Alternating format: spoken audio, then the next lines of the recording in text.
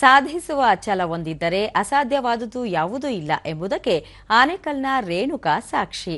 ಸತತ ಪರಿಶ್ರಮದ ಫಲವಾಗಿ ಅಂತಾರಾಷ್ಟ್ರೀಯ ಪ್ಯಾರಾ ಥ್ರೋಬಾಲ್ ಭಾರತ ತಂಡದ ನೂತನ ನಾಯಕಿಯಾಗಿ ಆಯ್ಕೆಯಾಗಿದ್ದಾರೆ.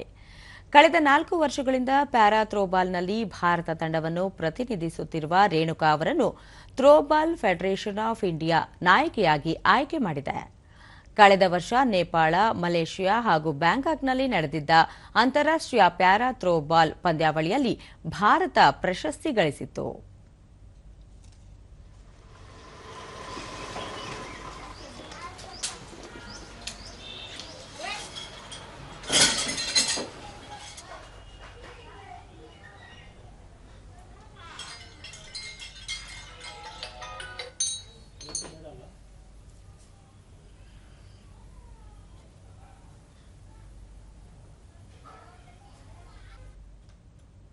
ಎರಡು ದೇಶಕ್ಕೆ ಹೋದಾಗ ನಾನು ಉಪನಾಯಕಿಯಾಗಿದ್ದು ಈ ದೇಶದ ಒಂದು ದೂರದರ್ಶನದೊಂದಿಗೆ ರೇಣುಕಾ ಭಾರತ ತಂಡದಲ್ಲಿ ಹೆಚ್ಚುವರಿ ಆಟಗಾರಳಾಗಿದ್ದ ತಾವು ಈಗ ತಂಡದ ನಾಯಕಿಯಾಗಿರುವುದು ಹೆಮ್ಮೆ ತಂದಿದೆ.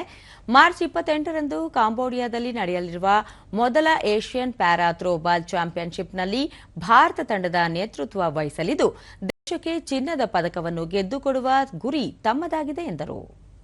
ಕಾಂಬೋಡಿಯಾದಲ್ಲಿ ಫಸ್ಟ್ ಏಷ್ಯನ್ ಥ್ರೋಬಾಲ್ ಚಾಂಪಿಯನ್ಶಿಪ್ ನಡೀತಾ ಇದೆ. ಹಾಗಾಗಿ ಆ ಚಾಲೆಂಜ್ ತರಬೇತುದಾರ ರವಿಶಾಸ್ತ್ರಿ ಭಾರತ ತಂಡದ ಪ್ಯಾರಾ ಥ್ರೋಬಾಲ್ ತಂಡದ ನಾಯಕಿ ಆಗಿರುವುದು ಹೆಮ್ಮೆಯ ಸಂಗತಿ. ಇವರ ಈ ಸಾಧನೆ ವಿಶೇಷ ಚೇತನ ಮಹಿಳೆಯರಿಗೆ ಸ್ಫೂರ್ತಿದಾಯಕವಾಗಿದೆ ಎಂದರು. ವೈಕಲ್ಯತೆಯನ್ನೇ ಒಂದು ಚಾಲೆಂಜ್ ಆಗಿ ತೆಗೆದುಕೊಂಡು ಇವತ್ತು ಭಾರತ ಅಂತಾರಾಷ್ಟ್ರೀಯ ಮಟ್ಟದಲ್ಲಿ ಹೆಸರು ಮಾಡ್ತಿದ್ದಲ್ಲ, ನಿಜಕ್ಕೂ ಆ ಹೆಣ್ಮಗಳ ಒಂದು ತಾಳ್ಮೆ, ಜಾಣ್ಮೆ ಮತ್ತು ಸ್ವಾಭಿಮಾನನ ನಿಜಕ್ಕೂ ಬೆಂತಟ್ಟಬೇಕು. ಸಂತೋಷ ಆಗುತ್ತೆ. ರೇಣುಕಾ ಅವರ ಪತಿ ಶ್ರೀನಿವಾಸ್ ತಮ್ಮ ಪತ್ನಿ ಅಂಗವೈಕಲ್ಯವನ್ನು ಮೆಟ್ಟಿ ನಿಂತು ಭಾರತಕ್ಕೆ ಕೀರ್ತಿ ತಂದಿರುವುದು ತಮಗೆ ಹೆಮ್ಮೆಯಾಗಿದೆ. ಅವರು ಇನ್ನಷ್ಟು ಸಾಧನೆ ಮಾಡಲು ಕುಟುಂಬದ ಸಂಪೂರ್ಣ ಸಹಕಾರ ನೀಡುವುದಾಗಿ ಹೇಳಿದರು.